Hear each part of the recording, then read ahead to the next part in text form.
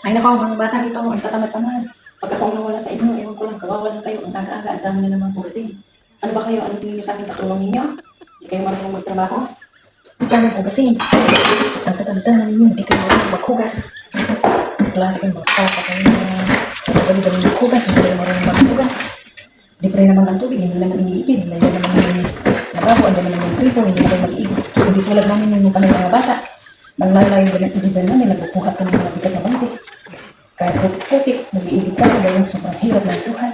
Ngayon naman, ganda-ganda ng buhay ninyo, maghugas na hindi nyo magawa.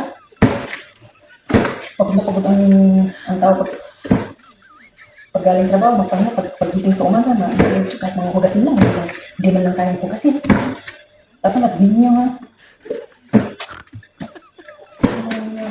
Parang bilis buksan mo ang ito, hindi ka parang buksan. Bilis maghugas.